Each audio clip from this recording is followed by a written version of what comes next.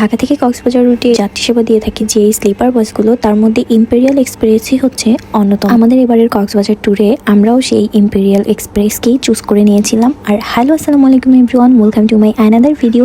যদিও এটা আমার 1 মাস আগের ভিডিও, তো আমি এতদিন পরেই আজকে আপনাদের সাথে শেয়ার করতে চলছি আমাদের ইম্পেরিয়াল এক্সপ্রেসে কক্সবাজার যাওয়ার ফুল অভিজ্ঞতা। অ্যান্ড আমাদের সেদিনের জার্নির ডেট কিন্তু ছিল জুনের 8 তারিখে, মানে কোরবানির ঈদের পরের দিন।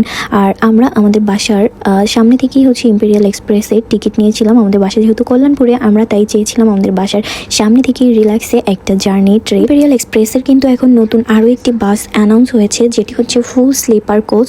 তো সেটি হচ্ছে হয়তো বা আরামবাগ কিংবা মালিবাগ থেকে ছাড়ে। যেহেতু আমাদের বাসা কল্যাণপুরে, সো আমরা বাসের সামনে থেকেই যাব, তাই আমরা আর ওইটাতে নেইনি, আমরা এটাতেই নিয়েছিলাম। আর আমাদের বাসার ঠিক অপোজিটই ছিল এই ইম্পেরিয়াল এক্সপ্রেসের কাউন্টার। তো আমরা বাসা থেকে 11টা বাজার ঠিক 10 মিনিট আগেই এসেছিলাম, আর 11টাই হচ্ছে গাড়ি ছেড়েছিল। গাড়িতে উঠেই আমাদের সিট ছিল, যেহেতু দোতলায় আমরা উঠে গিয়েছিলাম। আর জানলা থেকে ওই সাইডে রাস্তার ওই পারে আমাদের বাসায় দেখা যাচ্ছিল। আমি বাসাকে বিদায় দিয়ে বাই বাই দিয়েই আমরা কক্সবাজারের উদ্দেশ্যে রওনা হচ্ছি। আর আমরা কিন্তু হচ্ছে এই ইম্পেরিয়ালের টিকিট যাওয়ার প্রায় 15 দিন আগেই কেটে রেখেছিলাম। যেহেতু আমরা গিয়েছিলাম ঈদের ছুটিতে, তখন প্রচণ্ড পরিমাণে রাশ ছিল।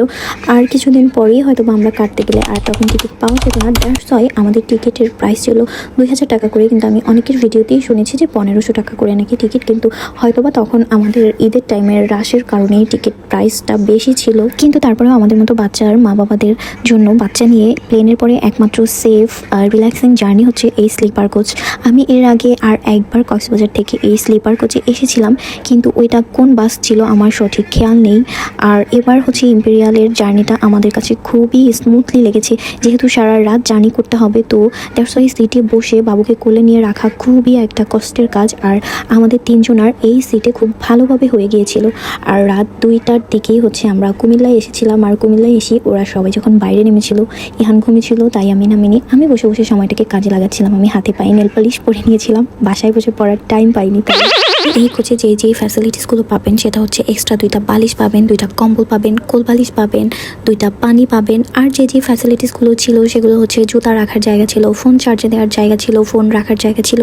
এই তো এনাফ এক রাতের জার্নির জন্য। এর চেয়ে আর বেশি কিছু দরকার হয় বলে আমার মনে হয়। আর এসি তো ছিল মাস্ট, আর যেটা হচ্ছে আপনি নিজেই কন্ট্রোল করতে পারবেন। সিটের উপরেই আপনার কন্ট্রোলার ছিল, এসি বাড়ানো কমানো ছিল। ইহান তো টোটালি বাসার মতো কোল বালিশ নিয়ে আরাম করে ঘুমাচ্ছিল। মাশাআল্লাহ, 3 জনেরই খুব ভালোভাবে সুন্দরভাবেই হয়েছিল, একদম পুরো বাসার বেডের মতো। আমাদের পুরো রাতে ঘুমোতে ঘুমোতে ভোর 6টায় চোখ খুলে দেখলাম যে আমরা অলরেডি চট্টগ্রামের মধ্যে ঢুকে গিয়েছিলাম। আর তখন আর ঘুম আসছিল না, অবশ্য ওয়েট করতেছিলাম, মনের মধ্যে আকুপাকু করতেছিল যে কখন আমি এই জানালা থেকে সমুদ্র দেখতে পাবো। আসলে এই রিল্যাক্সিংটা স্লিপার কোচ না হলে অন্য কোচে আসলে পাওয়া সম্ভব না, যেহেতু সারা রাত বসে বসে ঘুমাতে হবে।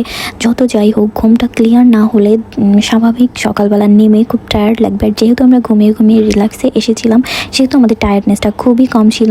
আর ইহানও তো পুরাই ঘুমিয়েছিল, ও এই জন্য কোনো ডিস্টার্বই করেনি মাশাআল্লাহ। আর এই যে আমরা দেখতে দেখতে যমুনা ব্রিজ পার হয়েই চলে যাচ্ছিলাম। আর যমুনা ব্রিজ দেখে আমার মনে পড়ে গিয়েছিল আমাদের বরিশালের কথাই। লঞ্চগুলো দেখে মনে হচ্ছিল যে আমি বুড়িগঙ্গার উপর থেকে যাচ্ছি বরিশালের লঞ্চ দেখতে। কিন্তু আমার একটা জিনিসই মনে হচ্ছিল যে চট্টগ্রাম শহরটা এত বড় যে সেই ভোর 5টা থেকে শুরু হয়েছে, এখন পর্যন্ত শেষ হওয়ার কোনো নামই নেই। এক একটা জায়গার নাম দেখছি আর লাস্টে চট্টগ্রাম, মানে হচ্ছে এটা এখনও চট্টগ্রামের মধ্যেই আছি আমরা। তো দেখতে দেখতে আমরা অলমোস্ট 8টা বেজে গিয়েছিল আমাদের কক্সবাজার পৌঁছতে।